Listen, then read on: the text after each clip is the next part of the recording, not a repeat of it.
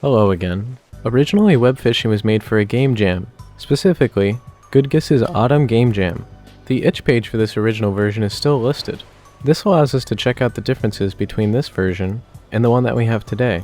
Unfortunately, I don't believe the multiplayer works, or at least I didn't really attempt to get it working. That means it's just going to be me and the fish that I catch.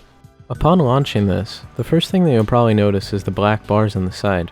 This isn't 4x3 or 16x9.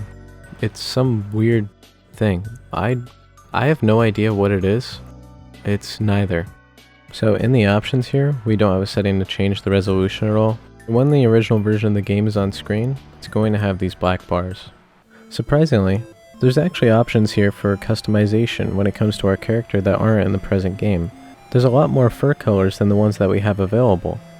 In this version of the game, we don't have anything like fur patterns or a secondary fur color, but a lot of the eyes, mouth types, nose types, hats, shirts, and accessories are the ones that we're familiar with in the current game. And yes, you can be a dog as well in this one. As soon as we get into the game, you'll immediately notice that your character actually follows your cursor. Hitting Q will spin us to the right, and hitting E will turn us to the left. This is because the developer is insane. Pressing right click will bring out the fishing rod. As you can see, there isn't a hotbar, so we can't really pull it out with 1 through 5. If we don't have anything in our hands, with a left click, we'll wave. Pressing space will only make us sit down. Here I try to jump up on the log, and I just sit down. In order to jump, you don't do anything. You can't. There is no jump button. It seems since this version of the game and the one that we have now, our friend here has grown a beard. His store only consists of cosmetic items. Like I said earlier, you probably recognize a lot of these. There are actually no upgrades in this game. It's just you and the fish. And this guy too, I guess. He's here. So for the fishing, you just press left click. You don't charge your rod or anything. The little dingus here, he just starts fishing. Because of this, it's kind of tricky to get these little fish spots. You can't charge it up, you're kind of limited to the range that it gives you. You'll notice here, the fishing minigame is actually different. It's a lot like the Stardew Valley one, but instead of holding the mouse down, you're clicking. So as we see, we actually caught a jellyfish. You'll notice that the sprites of the fish are different than the ones that we have in the base game. This is what I meant when I was talking about the fish folder in the cut content video. It's full of the assets that are used in this.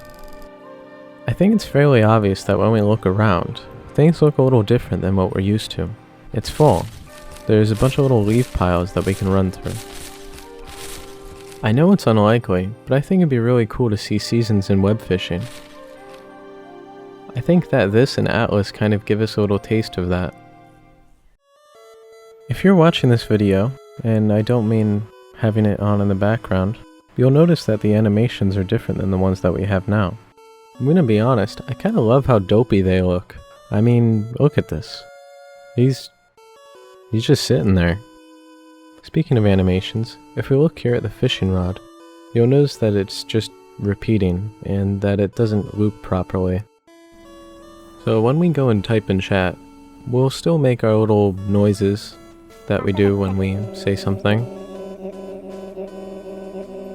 There's something different though.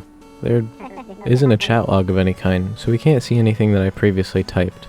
If we try to get wet, like your mom when I'm at your house, you'll notice that there's an invisible wall that stops us from entering the pond. Luckily we don't have to worry about the pond being closed in the current version of the game. I found this as well. If you walk around the fence here and go onto the waterfall, instead of there being the gravestone like there is in the current game, where if you sit there for 6 hours and 66 minutes a ghost will spawn, you just enter the void.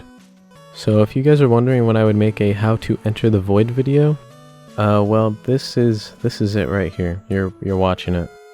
I think overall, the additions that WEBFISHING has made are for the better.